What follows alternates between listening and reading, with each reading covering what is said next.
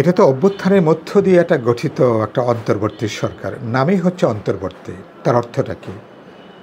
যে আপনি মাত্র অল্প সময়ের জন্য এসছেন, ক্ষণিক সময়ের জন্য আপনি এসছেন।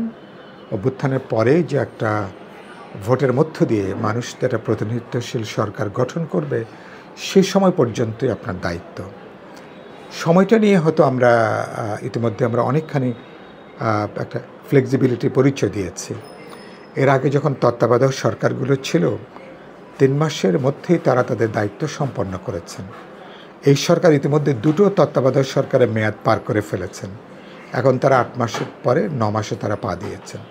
সুতরাং এই সরকারের এখন সবচেয়ে বড় ম্যান্ডেট হচ্ছে আলাপ আলোচনা করে সংস্কারের ব্যাপারে একটা সমঝোতার জায়গা তৈরি করে, বিচারের তো একটা প্রক্রিয়া আছেই, সেটাকে তারা জোরদার করবেন এবং যথাসম্ভব আমরা যেটা বলেছি যে আগামী কমাসের মধ্যেই একটা জাতীয় নির্বাচনের ব্যবস্থা করা।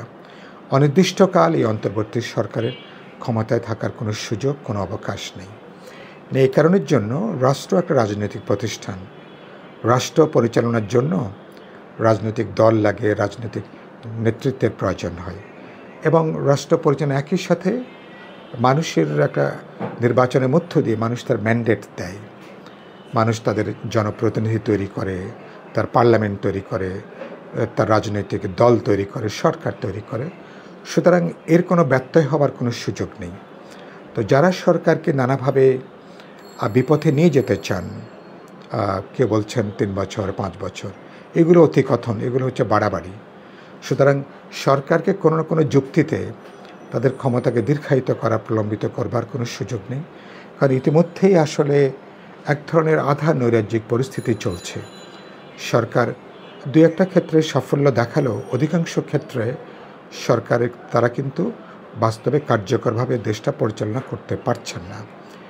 আমরা রাজনৈতিক দলগুলো সমর্থন জুগিয়ে যাচ্ছি বলে মানুষও কিছুটা কষ্ট করে হলেও সরকারকে সহ্য করছে। আমি আশা করব যে সরকার মানুষের ধৈর্যের পরীক্ষা তারা কিন্তু আর নেবে না আর কি। সুতরাং সে অর্থে যত দ্রুত নির্বাচন হয়, এটা সরকারের জন্য মঙ্গল, দেশের জন্য মঙ্গল। কারণ আমরা সরকারকে চাই না যে সরকার একটা অমর্যাদা নিয়ে তারা বিদায়ী হোক। তারা সম্মানী মানুষ, গুণী মানুষ।